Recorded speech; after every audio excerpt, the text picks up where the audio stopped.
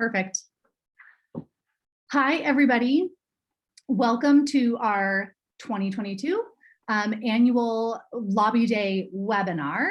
I think most of you know me, but just in case you don't, my name is Jen Segadelli. I use she, her pronouns. I am the current president of the Midwives Association of Washington State, and I am the co-chair of the Legislative and Policy Committee with Kristen Efland, although to be honest with you, Lobby Day is Kristen Efland's bread and butter and not so much my project.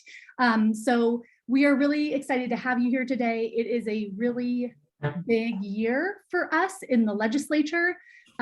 We have exciting things on the horizon and we're looking forward to breaking that all down for you.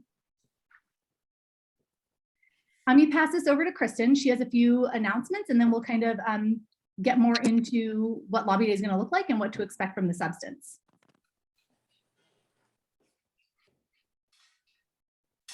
You're muted, Kristen. Well, that would help if I unmuted myself, wouldn't it? You'd think we know how to do this by this Zoom thing by now. I'm not sure why it's saying loading. I'm realizing, Jen, that I live in a rural area that's having windstorms. So what I'm going to do is I'm actually going to stop sharing and I'm going to have you do it. And I'm sorry that I didn't think of that until now, of course. We have had over 3 feet of snow in less than 2 days. So things here are a little crazy. Thanks so much, Jen, for pinch hitting from an urban area. I got you. All right, onward. We are so excited, as we said. I'm Kristen Efland. I use she, her, they pronouns, and I'm happy to be a resource for you in any way. I love Lobby Day, and I hope that each of you know that you can just show up and that showing up alone is important, even if you say nothing. I also hope you feel inspired to say something if that, if the mood strikes you. So next slide, please. Our agenda for today is efficient. Thank you for coming and joining us during your lunch. We are already past our welcome and announcements 2 minutes ahead of time. Work, everyone. Please mute yourselves if you can, and Jen can work on that too. If you, that way it'll help with our sound quality. But we're going to spend here about 20 minutes on our legislative agenda, figuring so you all get to hear what's happening this year with us here at Lobby Day, Midwife Lobby Day. We'll spend some time on logistics, quick reminders after our announcements, and questions and concluding remarks. Nope. Team leads are going to, we can go ahead and just mute. There you go. Thanks. And afterwards, team leads are going to stick around. We have a setup with our Lobby Day where we really are committed to you not ending up in a room by yourself with a legislator unless you really want it to be that way. So we do have lots of amazing volunteers who have offered to be team leads to make sure they can be in visits with you. Next slide. All right, so as you all know, since you're here, I assume we are on Zoom. Hopefully not for the foreseeable future, but for this year, we are on Zoom. Hopefully next year we'll be all sitting that close to each other on the Capitol steps in Olympia again, someday. But you know, what it does do is it allows even those of you who are on call and solo midwives to be able to be here and to be at Lobby Day for virtual Midwife Lobby Day. So yay for that. And actually, next slide, Jen. Going forward into the future, we are actually hoping to do a combination so that we can zoom in those of you into the visits, like with an iPad or something or a tablet. For those of you who can't make it in person in the future, to come in with those of us who do. So that's looking forward. For actual Lobby Day, what are we doing, right? It's next week, Thursday, January 13th. We'll start at 8 a.m. That's where we have our briefing. Nice kitty.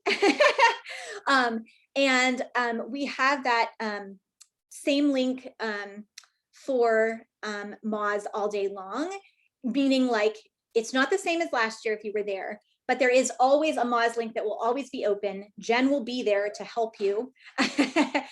So if you get lost, confused, don't know where to go, want to hang out with Jen, want to hang out with some other people, go to the MAWS Zoom link, which we will make sure that you have. And that's where you can also go for lunch. That's where you're going to go for your debriefing.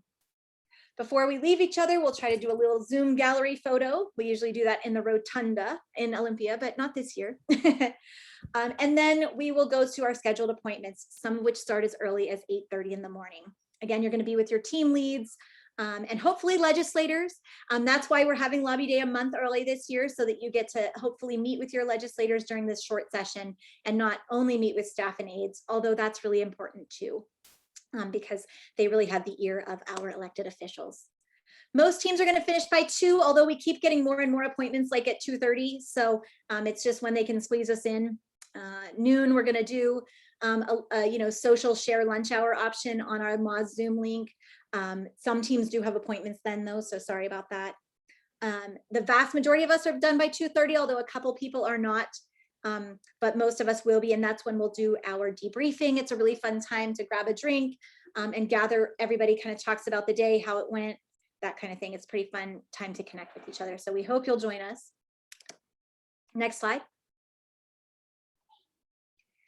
If you have never been to a lobby day, we have a pre-recorded video for you.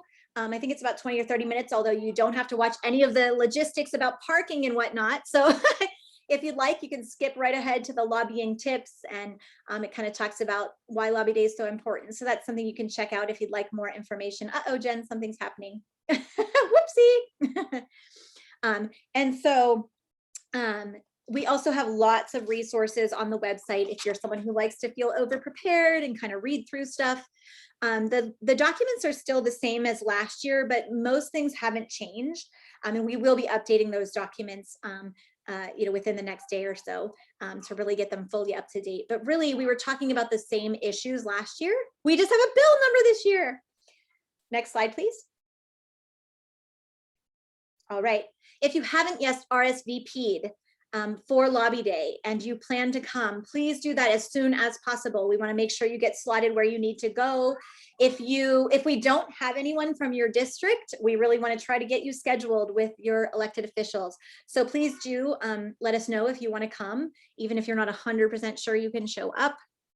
And then, as always, at every webinar, we want to remind you to update your contact information at Wild Apricot, because that's how we can find you. That's how clients can find you. Next slide, please. All right, so on to the fun part.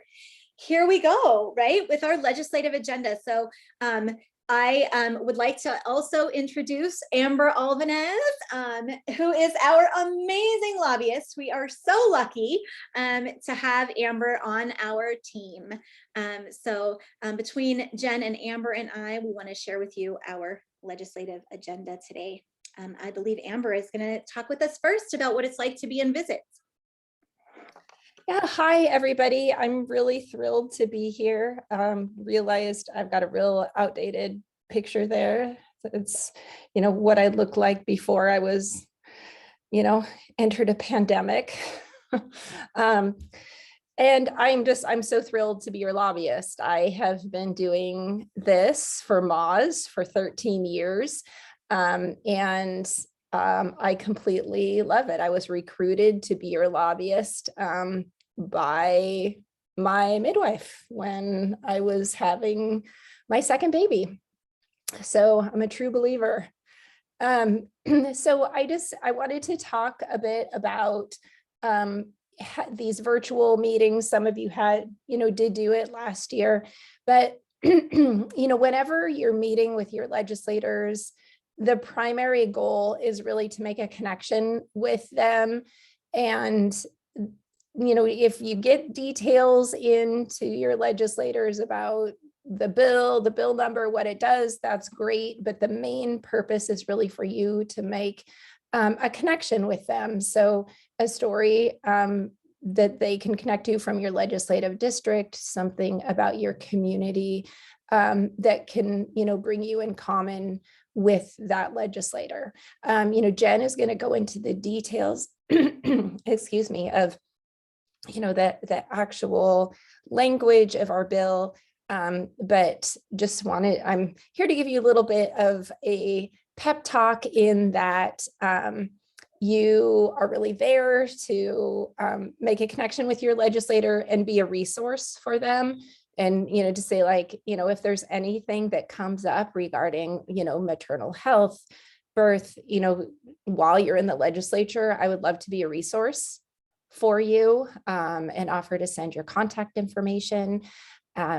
So you're the experts, and legislators are there to listen to you. So I hope you are all filled with confidence about sharing your passion and your expertise in caring for pregnant families. So if anybody has any particular questions for me and like what lobbying looks like now and all that, I'm happy to talk about it.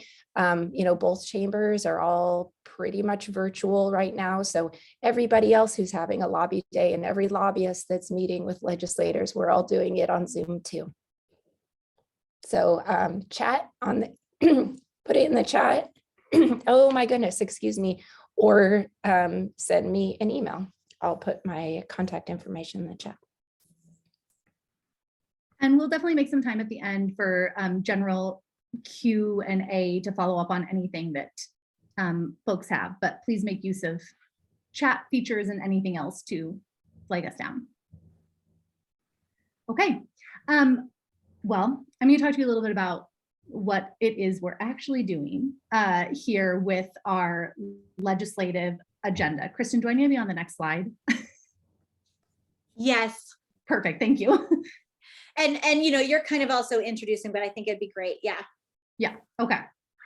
So last year, our ask of the legislature was for something called a sunrise review of what would hopefully become a bill to expand our scope to include contraceptive services and limited prescriptive authority to manage what we call common conditions of the prenatal and postpartum period.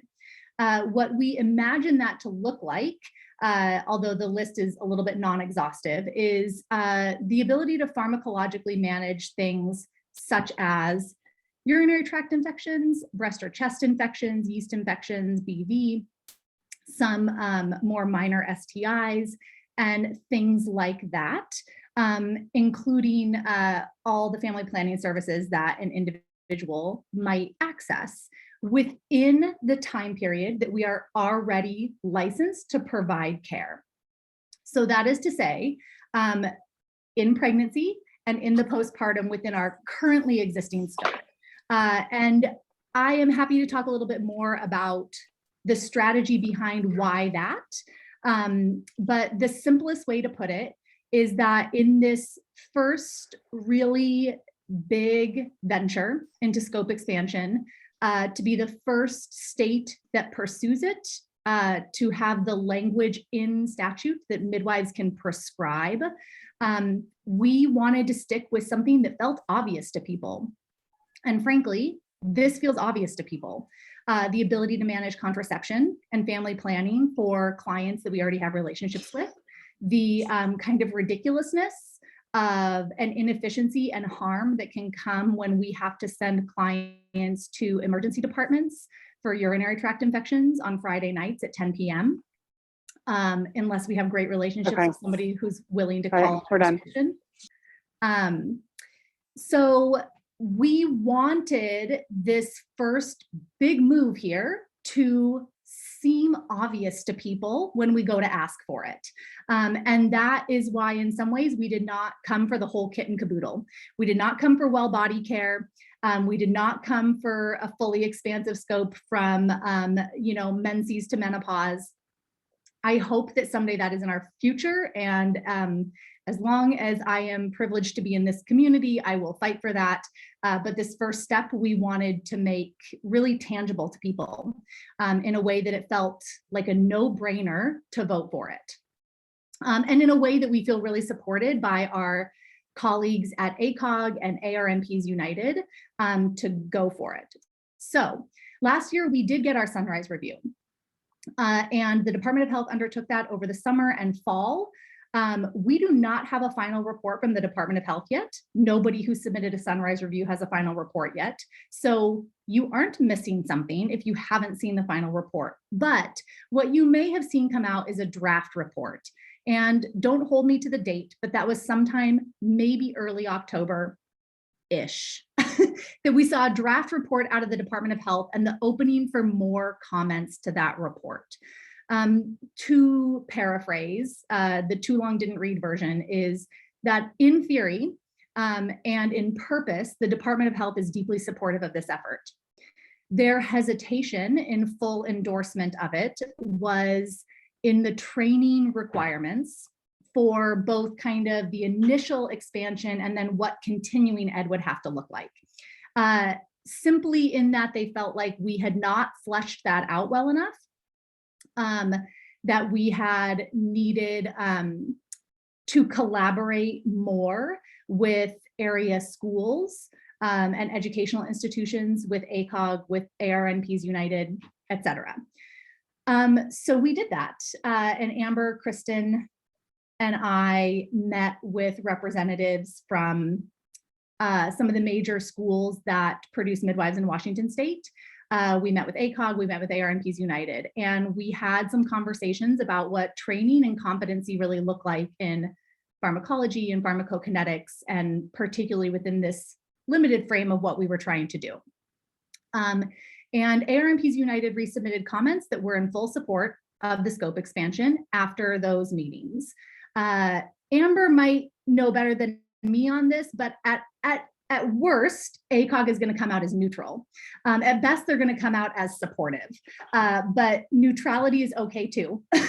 But it is our understanding that we're not going to get opposition from them based on the conversations we had leading up to the last round of comments on the Sunrise review. Yep, that's true. Thanks, Amber. So we are in this kind of limbo where, absent the final report from the DOH, we had to make a little bit of a decision. Obviously, it's nice to go into session with a bill with full DOH Sunrise review endorsement and support. We strategically decided to proceed with the bill anyway, because we think we have a winning case, to be frank. So here we are.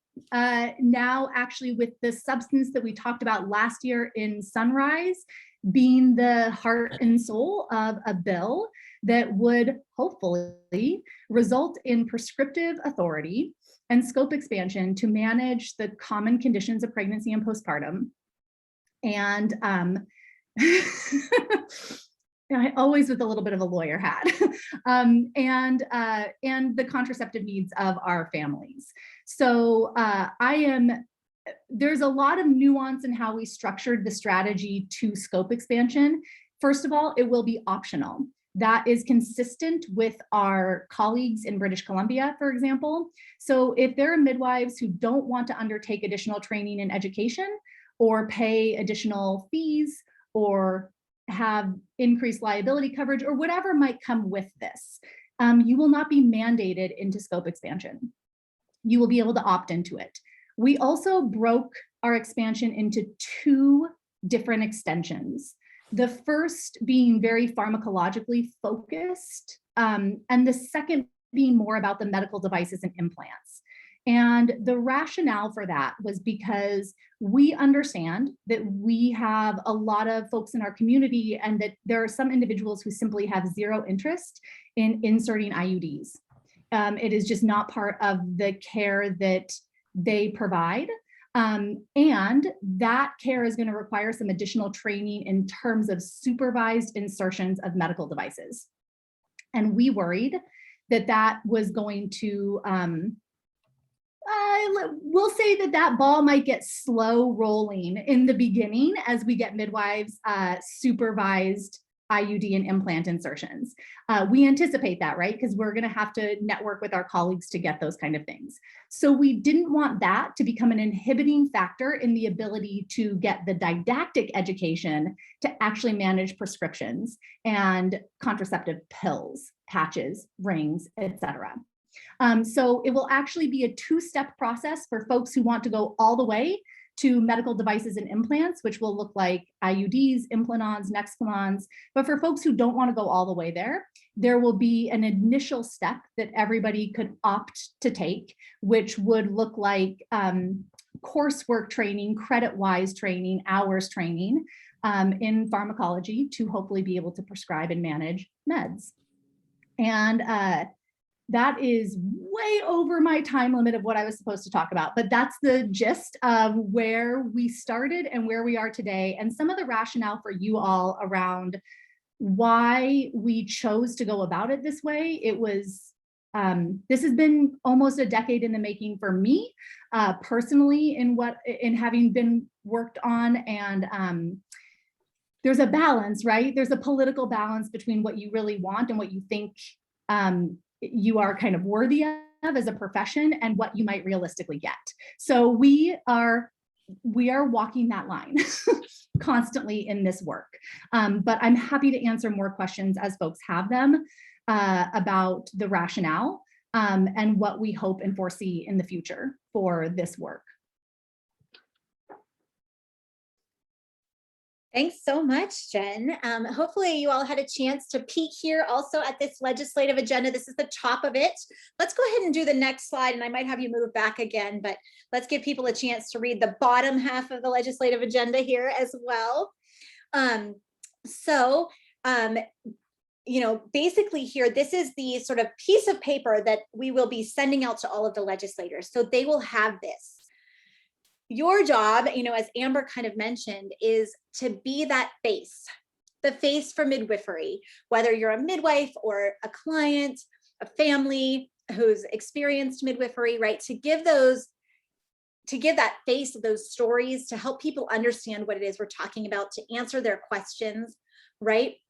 I love this. Did we decide it was a hectagon or a hexagon? I forgot to ask my kids. It has 6 sides. Somebody will tell me, I'm sure. So look at our hexagon here, right? This is the keystone, right? We know this, and we want to be able to communicate this to our legislators in our own words, in our own way, because we are midwives and we are experts on this, right? We know that our families have an established and trusted relationship with us, right? And we know that they deserve access to the care they need. They don't need to go somewhere else when we could offer them what they need. When they're at home with their little baby and they have a breast infection they can't get rid of with homeopathy and rest and herbs and all of the things, right? You know, their hot packs and their hot showers, right? We want to just be able to write them that prescription. We need that extra training to make sure we, you know, have all the training and knowledge that we need. But, you know, we want that for our clients. Some of us do. No, you don't have to do it if you don't want to, right? But how nice if they can just be in their bathtub trying to get rid of that breast infection while we call in that prescription, right? They don't have to go to another appointment, or they don't have to go to an emergency room, right? These are the things that are going to help our legislators understand what it is that we're asking for. And then a lot of times they have questions. It's really helpful if you kind of draw that out of them, because if they have fears around us being able to provide this excellent comprehensive care to our client, it's likely because they just don't understand something about what we do. And that's what we can tell them about, right? We can share that with them. So you don't need to memorize all these words. The words are going to be given to the legislators. You know, if you want to kind of come up with your own little talking point, you can, but really, it's really about being there, connecting with them, you know, and helping them understand what these big-ish words mean, right? Right? What does this look like? Help them see what it means when we eliminate unnecessary additional visits, right? What does that look like? How do we decrease morbidity, right? How do we ensure that families have the tools to plan their own family size and space their pregnancies? What does that look like? It means they don't have to go to another visit after they come to us at 6 weeks postpartum. It means we can get them what they need. They don't have to schedule another visit, figure out childcare, be exposed to coronavirus, right? Right? Show our legislators what these things mean. What does it mean to expand patient choice of practitioner, right? We want to be able to meet their routine perinatal needs. If they have nausea and vomiting and they have tried all the things and they're ready for a prescription, licensed midwives, you know, we just need that little bit of extra training and we can give that to them. There is no reason they have to try to get up from their bed and go to another appointment to get that prescription, right? All right. So, all of the good things that come from this, right? like we can, expand our workforce, right? We can meet more people's needs, all the good things. So I'm wondering if Amber or Jen has anything to add at this moment. I was just going to add, like Kristen and Amber were both saying, this is where your personal stories, we're connecting this data and these theoretical evidence-based things that we know happen for people to a person, to how it actually looks to want an IUD at 6 weeks postpartum when you're also already getting a PAP and your midwife can't do it. So now you have to figure out how to get to a Planned Parenthood or a primary care provider that you maybe don't already have, and arrange childcare or bring an infant or things like that. And what we know happens is that people don't go get that care, because in having to walk away from our offices without their needs met, they get lost to follow up.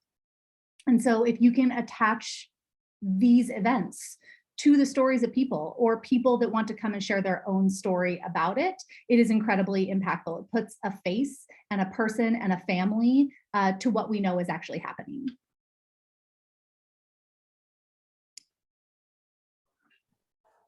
One other comment that I would like to make about the legislation is, it's been kind of frustrating. I will share that, it's a short legislative session, and the chair of the healthcare committee has said, like, we don't have a lot of time. I don't want to do scope bills this year. And, we are one of a handful of different professions, 5 or 6 different professions that want to make adjustments to their scope. Unlike the others, at this point, we do not have any specific opposition to our bill. We have done a lot of work with our colleagues to get to that position. So though I expect we may hear a bit of that on lobby day, like, well, will it even get a hearing? It's, we're going to keep pushing on Representative Cody to hear it and let her know that we don't expect the controversy that she may with others. And this just still seems like an opportune time to do this when we've just worked closely with ACOG and ARMPs United to get everybody in a satisfied place, which, who knows, we may not always have that. So I would just say to people that if you have legislators like, I don't think we're doing scope stuff, to just let them know, well, we're still going to try. We don't have opposition, so we think we should get an opportunity to go ahead. Thanks for saying that. And it's just a reminder that, sometimes these things take a long time. It would be awesome if we can make this happen. And we're going to push for that, and we're going to have a bill number soon here. You can see we have a little space for it that we'll be filling in on the legislative agenda. Amber, gave us the PDF of the actual bill language, and we'll be getting that number soon. That's one thing to actually know when you go into visits, because you will be asked that. So you don't have to know it because your students will, as long as you have a student in your visit. But we'll make sure you know what it is. We'll remind you during the briefing in the morning. And if you don't, it's no big deal. You can always refer to Amber or Jen or myself, and we can get your legislators the information they need. So don't ever stress if you don't know the answer to something. You'll be filling out a little report that tells us who we need to check back with. So no worries there. No stress about that. Yeah. So let's go on. I want to make sure we get people out of here if they need to get back, but let's go on to our next slide. We actually have a lot of other bills that we're supporting this year. So you may know in the past, I guess I want to make sure I say we are thrilled that Senator Randall is, sponsoring this bill for us in the Senate. So exciting.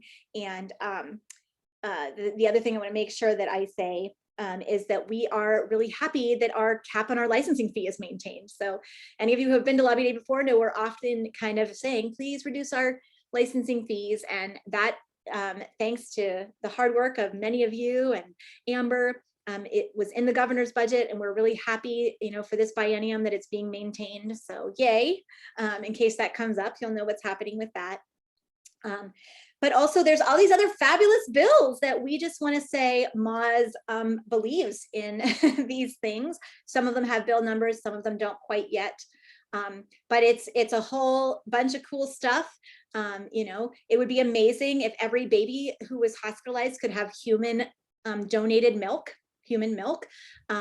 So, you know, there's a bill out there for that. And, you know, it saves money in the long term and it increases health. So you know, that's why we're in support of it, right? There's also, you know, the option to have the budget support the parent support warm line so that anyone can access that peer-to-peer support through this perinatal support line that already exists. If you don't know about it, it's pretty cool. Look up Washington's Parent Support Warm Line. We're also supporting a bill, you know, so that if anyone wants contraception inserted immediately postpartum, that can be paid for. Right now, you can only get it paid for through insurance, right? If it's done at that final postpartum visit. We've got another bill asking for insurance coverage of fertility treatments for those who need them to become pregnant. Supporting the doulas out there who are, you know, have this whole movement of their own going, seeking increased access to doula care and reimbursement to help make that happen. And then also another, you know, bill here, a fifth bill, where people can have access to community health workers for relational health, right? If they have social determinants of health, to just really support them postpartum. So lots going on out there in a short session, but these are bills that MAWS is supportive of. I don't know if there's anything more to say, Amber, about that. No, that was great, Jen. Just if anybody has any questions about any of these items, please feel free to send us a note or ask. Great. Yeah. Next slide, please. We're just going to quickly flip through these and basically just some little talking point type of things for you to get your brain focused, right? Families deserve access to the care they need. We want to reduce costs. We want to reduce barriers, eliminate those unnecessary visits, right? And we know all these reasons. And again, we're going to help them understand what this means. Why is it inconvenient? What kind of barriers do people have if they can't get the care they need from their licensed midwife, including trust issues, right? So again, just more increasing access, reducing barriers. We really don't want to be saying the word scope ourselves. It will come up, but we want to be talking about increasing access, reducing barriers, increasing equity. Yeah. All right. This is just some statistics from the latest. If you haven't seen the Green Journal article, yay. So exciting. Elizabeth Nethery and Wendy Gordon and others. I know in support, Audrey Levine, right? Just great, you know, statistics out there. Most people aren't going to want or need numbers, but we do have these really cool numbers talking about the amazing care that we provide. A 93% human milk feeding rate. That's amazing. A 4.7% cesarean birth rate in this studied population. Just so good, right? 85% physiologic birth. Yay. And I think it would be higher if that actually didn't, because AROM, I think, doesn't fall into that, right? So good work. And low rates of complications. All right, so logistics, here's something you need to know. Sorry to be going a little long here. You will have multiple Zoom links for the day. So this is different than last year. Again, if you are stuck, you can go to that main MAWS Zoom link and get help. But you should each have started to receive some calendar invites that you can accept into your calendar on your phone or your Google Calendar, your iCalendar, your Android, whatever you use. And then it will be there and you can just go in and click on it and find that link. We're also going to have a spreadsheet that has all that information in it. But unfortunately, you will not be having the same link for every meeting. That is changing this year.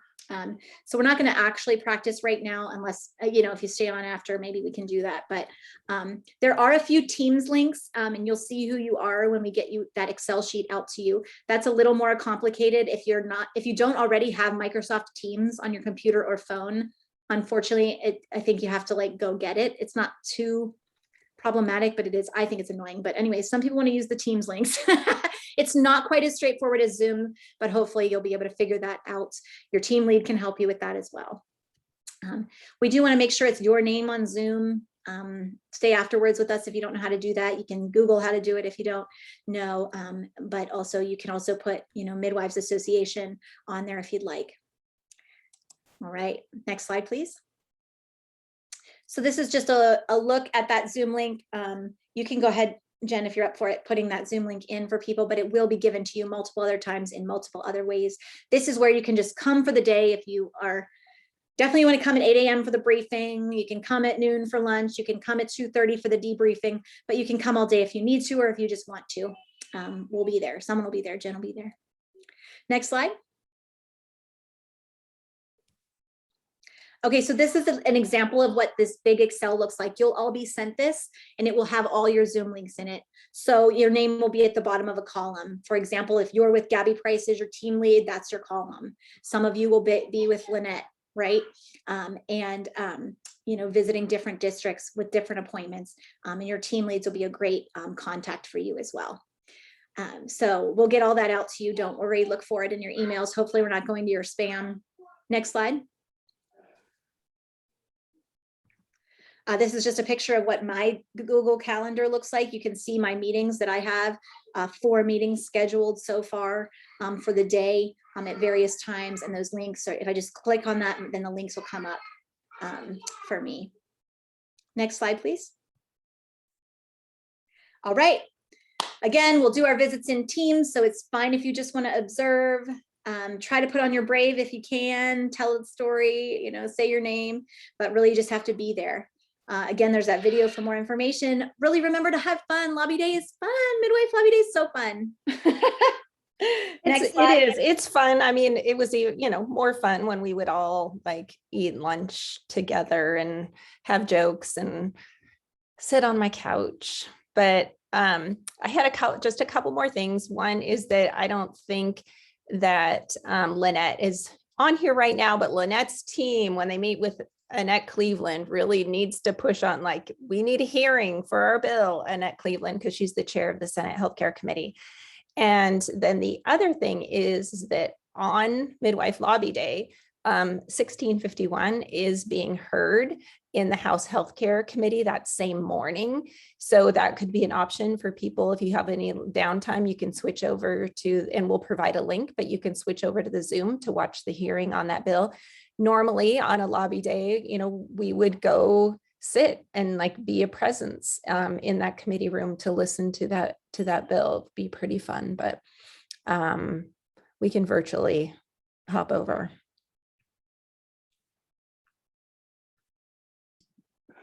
Great, thanks for that, Amber.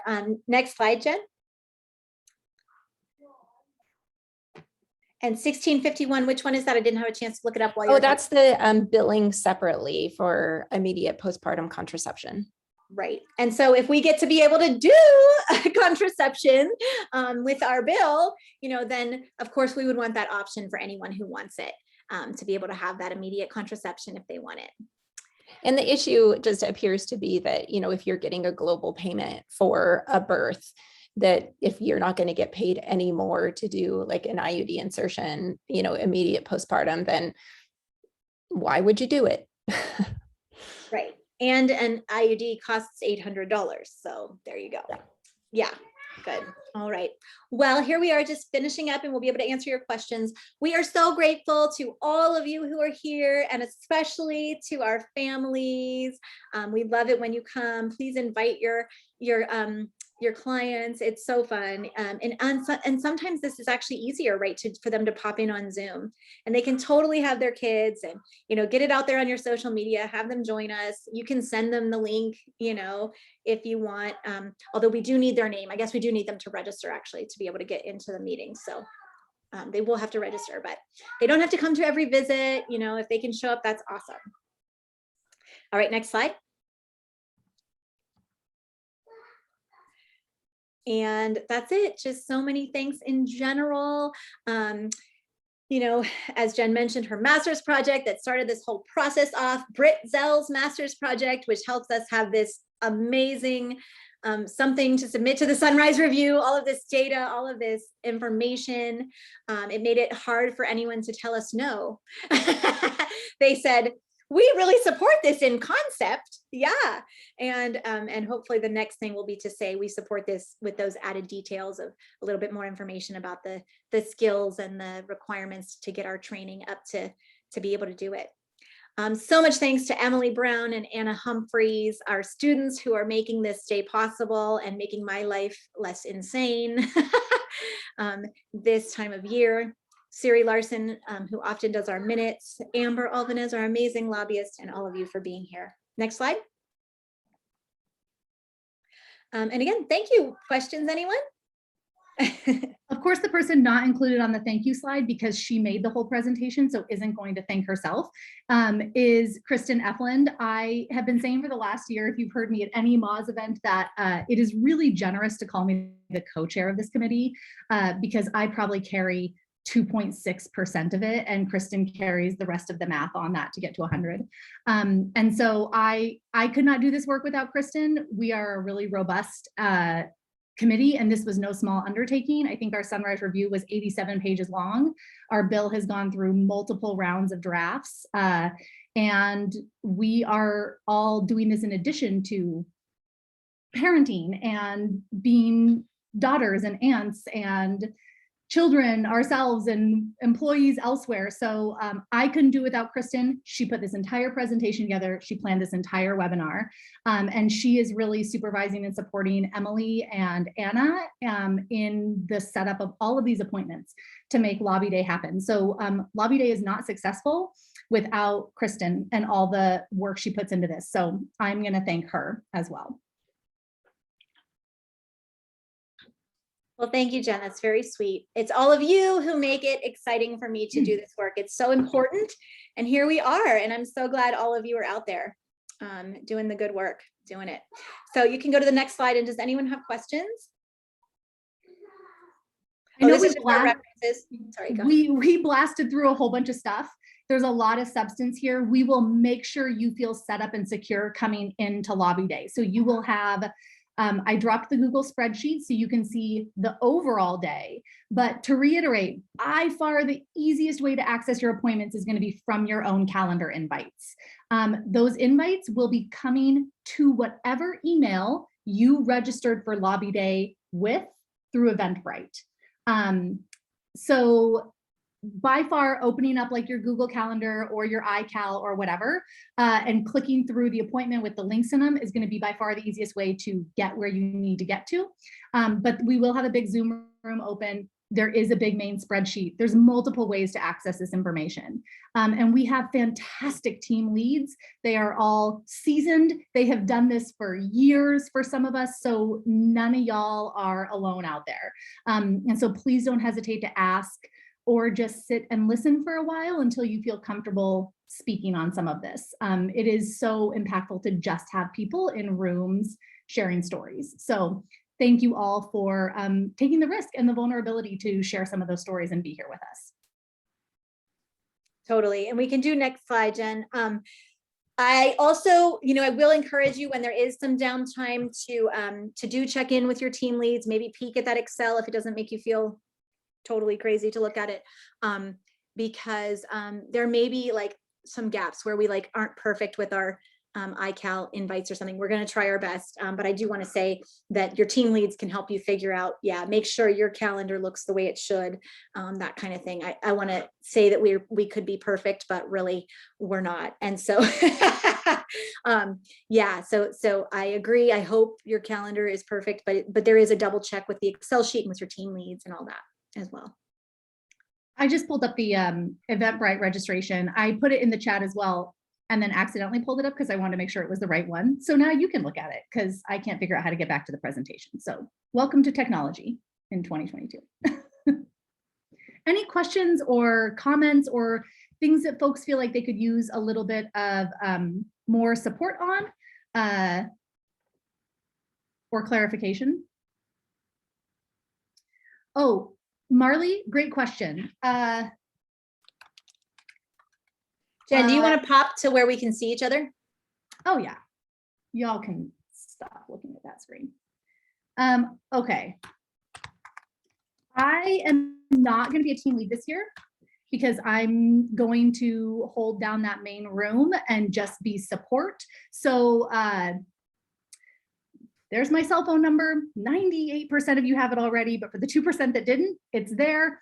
My email is there. If you are unable to make it, if you're super lost, if you can't even find me in the interwebs, you are welcome to text me as opposed to call me, because I'll be busy day of, or email me, but I would highly recommend text day of. I'd also like to bring up Haley's question about, questions that are commonly asked during lobby meetings, because that's a really great question. I think that there often is legislator confusion about what a midwife does, and then even more specifically what a licensed midwife does. So you should just be prepared for that question. And you may even want to start out with a little orientation as to what a licensed midwife is. There's often confusion with doulas, and there is a doula bill this year, so they may be hearing about that. So just, how is a midwife different than a doula? And then also, how is they also will kind of assume too that all midwives are the same. So that they're letting them know that, this is a category of provider. Actually, don't use that word. That this is not something that licensed midwives are able to do now.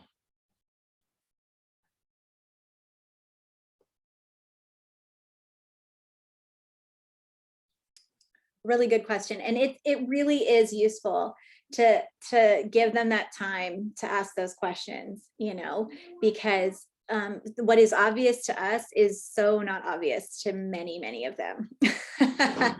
Yeah, it's kind of amazing the questions you'll get if you let them really come forth, if you do your midwifing with your legislators. Right. What is it that you do in the midwifery? The midwifery, we hear that one a lot. And some of them have been super supportive of us for a long time. So you kind of think they know. And then, they have these amazing questions, which are great. And it's so good that they're emerging and coming out so that we can answer them and help them have clarity. Yeah. Yeah, I would just go into every meeting assuming that a legislator doesn't know much. Well, because they have to know a little bit about a lot of things, don't they? Right. And obviously we are the experts in midwifery care. Yeah. But they love to be like, oh, my granddaughter just had a baby like a month ago or whatever it is, right? They love to make that human connection. So talk to them like humans rather than giving them the spiel. I mean, give them the spiel too, but the personal connection. Yeah, you might just want to ask, are you familiar with what a midwife does? Do you know have you interacted with a midwife? And one thing, because we do have a bill this year, it is good to remember, maybe somebody can kind of track 5 minutes before you're done or something. We do have an ask, are you able to support our bill this year? And we want to record what they say about that, and they may hem and haw, and, most of them won't want to commit in the moment, but some of them will, and that's awesome. And others will have questions that we can continue to answer, schedule another meeting. We really get some information when you say, so are you able to support our bill this year? And it's a Senate bill. So, if it gets to move, it'll move in the Senate. And if it moves all the way through that process, then it gets to move through the House. But they understand that process, but it will be a Senate bill number. I promise this is the last thing I'm going to say, which is a lie a lot of you have heard me say before, but here it is. When you see the bill, when it drops, you'll see several other updates to our statute that don't have anything to do with this increase in access. So we also corrected sections of our statute to remove gendered language everywhere we found it.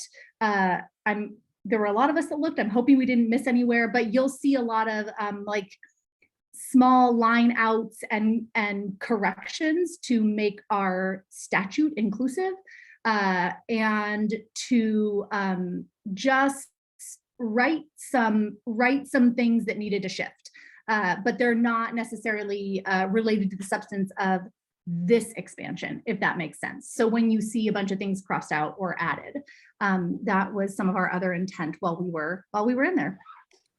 And that's what the Department of Health has asked for, like little updates, right? Like you're opening the statute, just fix these little things. They're moving to gender inclusive language and everything, you know, yeah, and there's a place where, you know, it makes sense to make sure that, you know, nurse practitioners can also prescribe something for our clients if that's needed, right? Where it just right now it just says physicians, you know, because it's just old school, right? Just needs little updates. And so if people have any questions about those, you can send them, you know, to Jen or to Amber.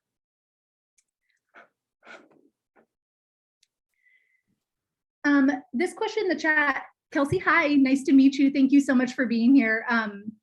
It's a really good question. And I think the best thing that midwifery consumers can do is to speak from your personal experience. So, or what you could imagine your experience would have looked like if you were somebody who was trying to get contraception at 6 weeks postpartum, and you go visit your midwife because you're seeing them anyway. And they say, oh yeah, I would love to be able to put in an IUD. I can't. So I can refer you out to somebody else. And what would that have looked like for you if you had developed an infection in pregnancy and needed to establish care with a different provider that maybe you had never seen before or didn't even know who that person might be. So speaking from that place of, you know, well, I'll share my, like, I can tell you for sure that at 6 weeks postpartum, I was more than happy to have an IUD and I had absolutely zero capacity to make a second appointment. Like I was lucky in my sleep deprived state to roll through my midwife's office. So it was like 6 months later that I finally got my IUD put in, right? And so when you can speak from that place, it really, like I said, it really puts a face to the experience. So sharing a little bit about what midwifery care has meant to you, what barriers you might have faced that were not your midwife's fault, but were kind of the breaks in the system that might have allowed somebody to slip through the cracks. That's kind of a great place to talk to without having to know all the nuances of the bill or the legal language. You don't need to know that. You just need to come and tell your story.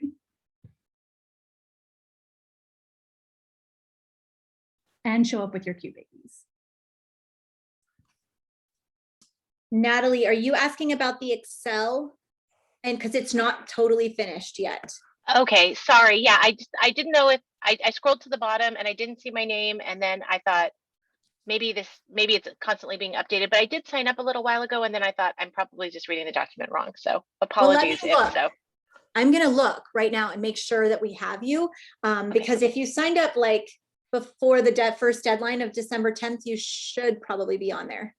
I did, yeah. So I just went back through my email just to make sure I got my Eventbrite confirmation. Oh my gosh, look at that cute baby. Oh, see, that's why it works. But yes, I will look. Natalie, okay, thank you. It's probably an error on my part. I just wanted to make sure. It may not be, but if you could, do you know how to do a little personal chat to me with your email, and that way I can just make sure, because, and I know Emily's working, and Anna was before she started back to school, working tirelessly to get it all updated. So it could just be a little oversight as well. Yeah, or it could be that she's searching for a team lead for you. What do you know what district you are? I don't actually. It's okay. I'm sorry. That's okay. It's all good. It's all good. We'll figure it out for you. Or yeah. Sorry. So, and it's all good. We'll figure it out. But I'll connect with you if there's something more you need to know, and you'll be getting everything. I promise. Thank you. Yeah. Any other questions or comments, clarifications? In the chat, you have all the ways to get a hold of Amber, myself, or Kristen. If something comes up and you're like me and you think about it at 3 o'clock in the morning, you can send us over an email or a text or something. And we're here to support you. And really, it's just meant to be a lot of fun. And it is. So we're looking forward to have you all. Okay. We're going to be here because we're going to ask team leads to hang out for just a second. So if there are folks that do have questions or want to listen to what we tell the team leads, you're welcome to, but otherwise this will end our formal webinar. And we just have to break down some stuff with team leads. So thank you everybody so much for being here, and have a wonderful rest of your day.